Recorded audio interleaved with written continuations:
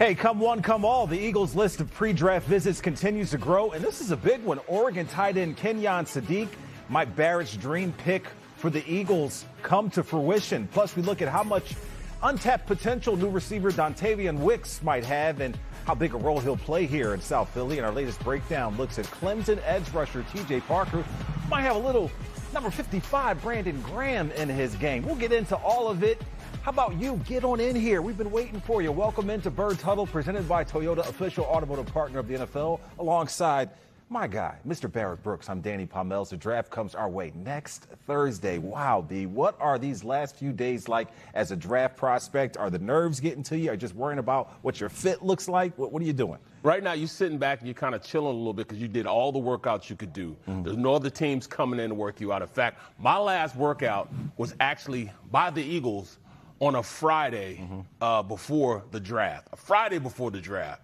And didn't call me. They actually waited to call me. They called me at like 5 o'clock that night, say they want to work me out at 6 in the morning. Well, just to let you know, I'd had, a couple libations and everything. And they worked me out, and they were there at the stadium at 6 o'clock in the morning. Here I am working out for the Eagles, So it was kind of crazy. Yeah, it sounds kind of crazy. It all worked out, though, because you were the guy in the second round. All right, that brings us to our three-point stance presented by Toyota. Stance numero uno, the Eagles have eyes for pass catchers. We did know about their pre-draft visit with projected first-round receiver Omar Cooper Jr., but now Oregon's Kenyon Sadiq telling Sports Illustrated that he visited the Eagles as well. He said he met with the Birds last week along with the Chiefs, Browns, and Vikings. I'm sure he does not want to go to Cleveland, but Barrett, how excited does that get you? He's my favorite player in the draft. He started out my favorite player in the draft. I'm telling people about Kenyon Sadiq before he went to the combine and ran that 4.3 40. He has perfect size, 6'3", 241 pounds. I mean, he runs a 4.3 40, but he can do it all. Here he is right there. They run a speed screen, a wide receiver speed screen, and he's a tight end out there running a speed screen. There's not much he can't do. I've seen him run reverses. But, this is what makes him a good player. He's going to outrun most linebackers. Safeties are just too small for him. And, he's the tough guy.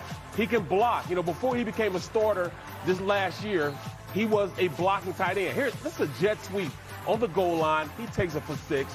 How many, times do you have a tight end doing that? That's what makes him a special player. He can run every route in the route tree.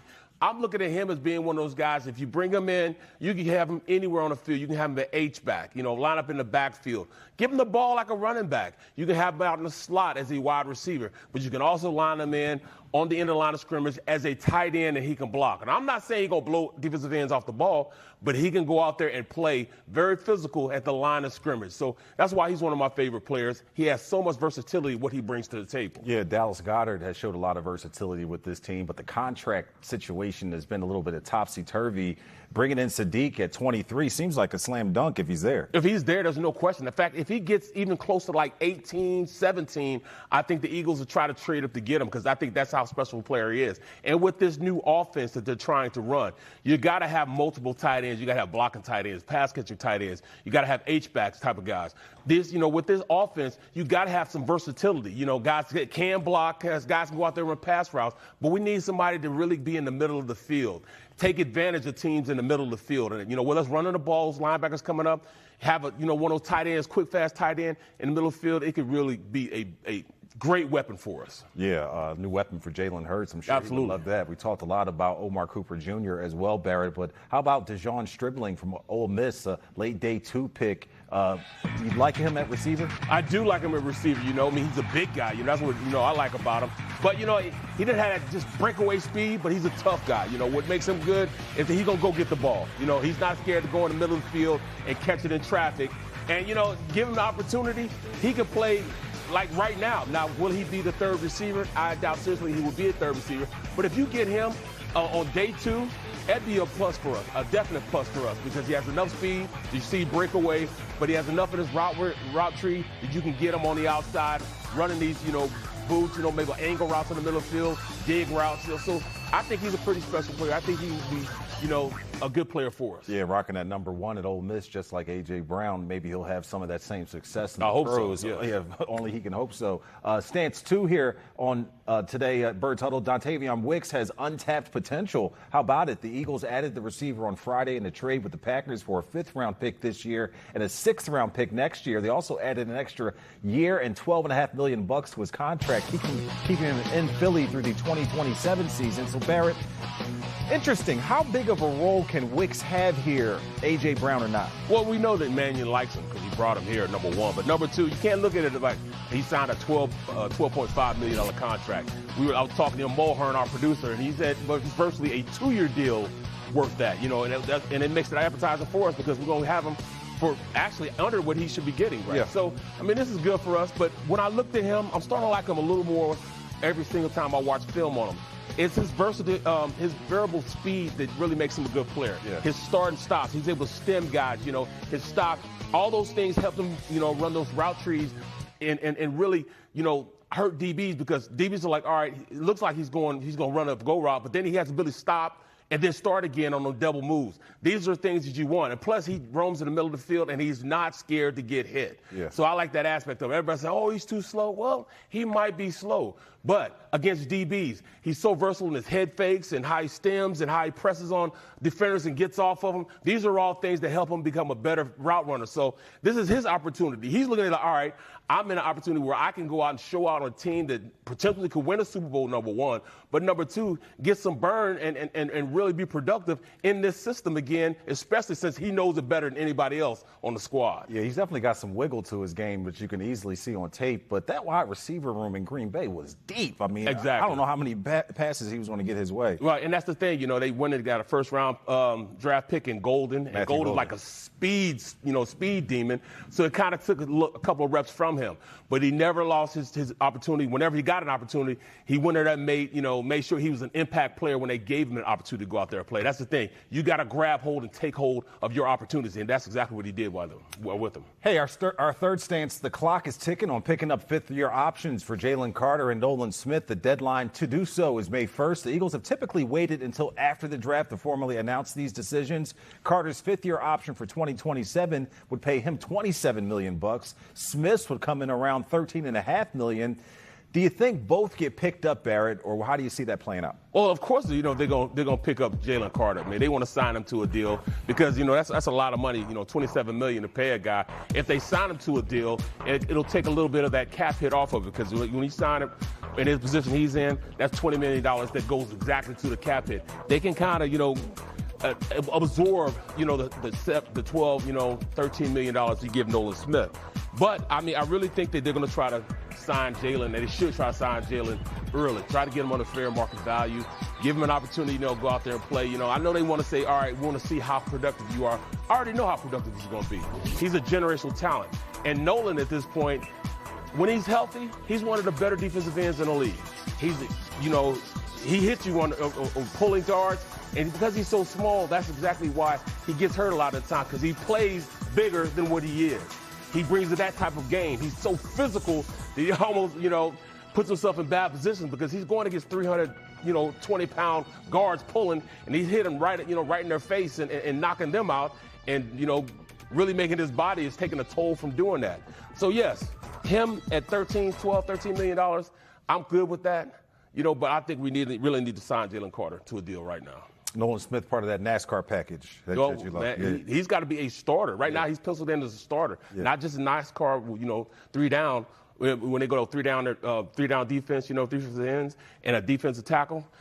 He's got to be in there every single down right now. All right. We don't have enough versatility. All right. Hopefully the Eagles can remedy that in the near future. When we come back, Barrett gives us an in-depth look at another option along the defensive line, Clemson edge rusher T.J. Parker, and why he might remind us a little of a certain 2-time Super Bowl champion Eagles edge rusher. Stick around for more Birds Huddle, presented by Toyota.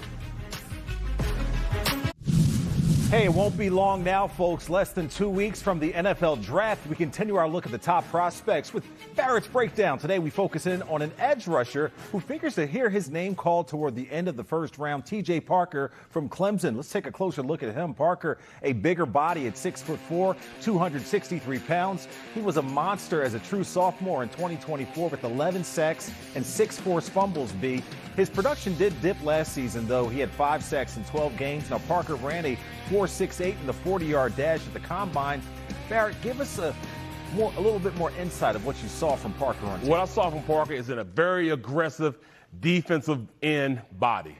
Not an edge rusher. He's got size on him. He's a defensive end, so I'm already in love with him because of that. But what makes Parker good, all his moves are going towards the quarterback. Mm-hmm. He's a power rusher. There's no finesse about him. He's trying to go through you and go to the quarterback, and that's what's making him a really good player on my board. You know, when you watch him on film, it's evident. He's trying to get there. He plays strong, with strong hands. Watch him go around the corner here. I don't know why this tackle takes a step down and then tries to get out on him, because he just dips, rips, and goes around the corner. Cause a fumble. That's like taking Cannon from baby. You can't do that with him. You got to focus on him. Don't step inside. Here, right here, is going to be a swim to a rip move. And, I mean, the power that he hits this quarterback, you know, the quarterback's like, oh, man, watch out. Oh.